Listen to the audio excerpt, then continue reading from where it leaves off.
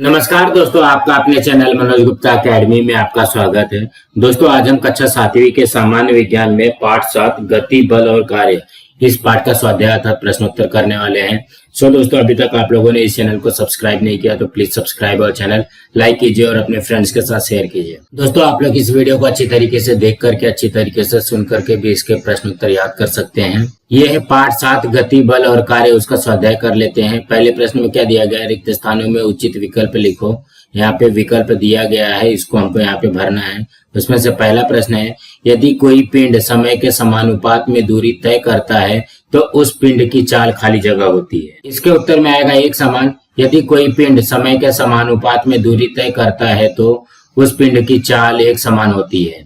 दूसरे में क्या दिया गया है, यदि कोई पिंड एक समान वेग से गतिशील हो तो उसका त्वरण खाली जगह होता है। इसके उत्तर में आएगा शून्य। यदि कोई पिंड एक समान वेग से गतिशील हो तो उसका त्वरण शून्य होता है। तीसरे में क्या दिया गया, खाली जगह अदिश राशि है। इसके उत्तर में आएगा चाल अदिश राशि है। चौथे में क्या दिया गया, खाली जगह का अर्थ है निश्चित दिशा में इकाई समय में पिंड द्वारा तय की गई दूरी। इसके उत्तर में आएगा वेग का अर्थ है निश्चित दिशा में इकाई समय में पिंड द्वारा तय की गई दूरी। अब हम अगला प्रश्न करते हैं। दूसरे प्रश्न में क्या दिया गया, आकृति का निरीक्षण करो और प्रश्न के उत्तर लिखो। यह आकृति दिया गया है, सचिन और समीर मोटरसाइकिल से एक स्थान से निकले, बी मोड़ से मुड़कर सी स्थान पर काम करके सी डी मार्ग से डी मोड़ तक आए और आगे स्थान ई तक पहुंचे। उन्हें कुल 1 घंटा समय लगा। उनकी ए से ई तक की प्रत्यक्ष तय की गई दूरी और विस्थापन ज्ञात करो। इस आधार पर चाल ज्ञात करो। ए से ई तक ए ई दिशा में उनका वेग कितना था? क्या इस वेग को औसत वेग कहा जा सकता है? इसके उत्तर में आएगा, सचिन और समीर द्वारा तय की गई कुल दूरी ए से बी तक 3 किलोमीटर, बी से सी तक 4 किलोमीटर, सी से डी तक 5 किलोमीटर और डी से ई तक 3 किलोमीटर। इसलिए कुल दूरी बराबर 3 + 4 + 5 + 3 किलोमीटर बराबर 15 किलोमीटर। ए से ई तक की गई वास्तविक दूरी 15 किलोमीटर हो गए और कुल विस्थापन कितना होगा, ए से ई तक 3 + 3 + 3 बराबर 9 किलोमीटर। इसलिए कुल विस्थापन हो जाएगा 9 किलोमीटर। अब चाल का फॉर्मूला क्या होता है, चाल का सूत्र क्या होता है, दूरी बटे समय। तो दूरी कितना है, 15 किलोमीटर और 1 घंटा समय लग रहा है, तो ये हो जाएगा 15 किलोमीटर प्रति घंटा। और वेग निकालने के लिए सूत्र क्या है, विस्थापन बटे समय। तो विस्थापन कितना हो गया, 9 किलोमीटर और यहाँ पे 1 घंटा, तो ये भाग दोगे तो 9 किलोमीटर प्रति घंटा हो जाएगा। ए से ई तक जाने का वेग जो होगा वो 9 किलोमीटर प्रति घंटा हो जाएगा।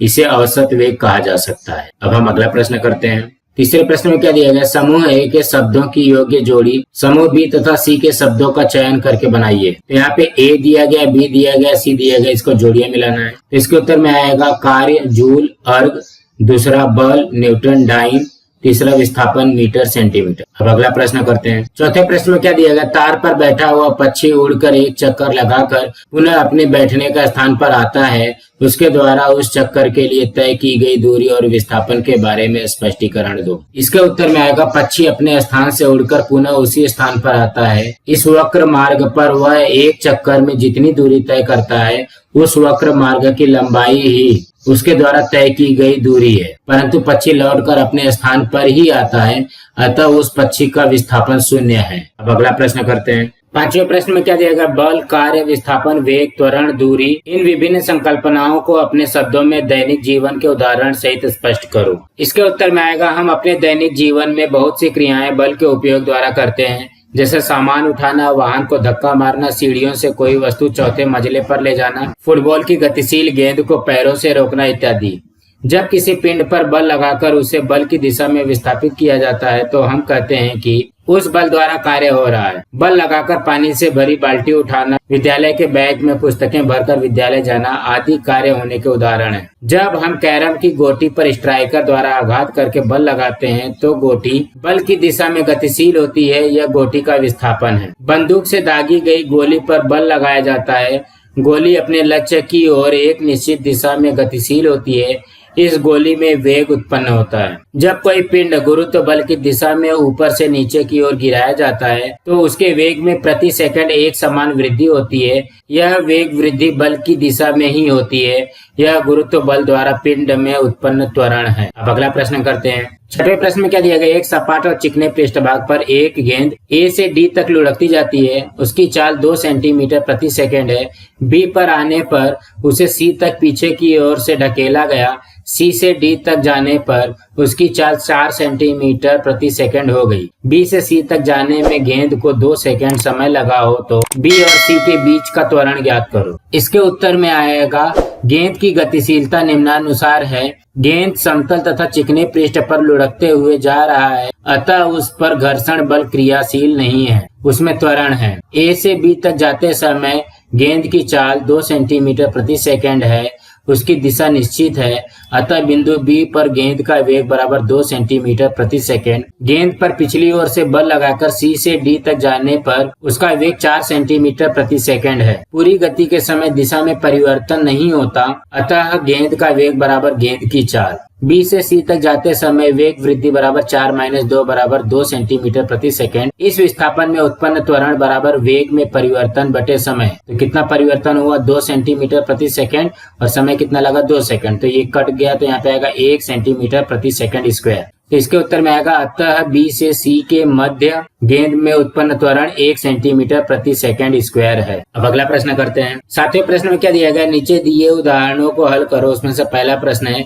एक समान वेग से गतिशील मोटर को रोकने के लिए 1000 न्यूटन बल लगाया गया, फिर भी मोटर 10 मीटर दूरी तय करने के बाद रुकी, यहाँ कितना कार्य किया गया। तो इसके उत्तर में आएगा, इस प्रश्न से स्पष्ट होता है कि प्रयुक्त बल और होने वाले विस्थापन दोनों विपरीत दिशा में क्रियाशील है।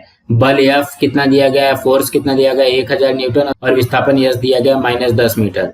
तो कार्य W बराबर हो जाता है बल फोर्स गुणे विस्थापन S। तो बल कितना दिया गया 1000 न्यूटन और विस्थापन दिया गया -10 मीटर। तो इसका दोनों का गुणा करोगे तो कितना हो जाएगा, -10,000 जूल। इसके उत्तर में आएगा, इस स्थिति में 10,000 जूल कार्य हुआ। अब अगला करते हैं। दूसरे प्रश्न में क्या दिया गया, 20 किलोग्राम द्रव्यमान की गाड़ी चिकने समतल रास्ते पर 2 न्यूटन का बल लगाने पर 50 मीटर सरल रेखा में गई, इसमें बल ने कितना कार्य किया। इसके उत्तर में आएगा, प्रश्नानुसार बल या फोर्स जो दिया गया है 2 न्यूटन, विस्थापन जो दिया गया है 50 मीटर, और कार्य निकालना है। तो सूत्र क्या है, W बराबर F इंटू S। तो फोर्स हो जाएगा 2 न्यूटन और S विस्थापन हो जाएगा 50 मीटर। 2 में 50 का गुणा हुआ तो 100 जूल। इसके उत्तर में आएगा, बल द्वारा किया गया कार्य 100 जूल है। दोस्तों, आज हमारा यहाँ पे पार्ट 7 का स्वाध्याय कंप्लीट हुआ। दोस्तों, आप लोगों को ये वीडियो कैसा लगा, आप लोग कमेंट बॉक्स पे जरूर लिख करके बताइए। इस वीडियो को ज्यादा से ज्यादा लाइक कीजिए, अपने फ्रेंड्स के साथ शेयर कीजिए ताकि उनको भी प्रश्नोत्तर मिल सके, और इस चैनल को सब्सक्राइब कीजिए।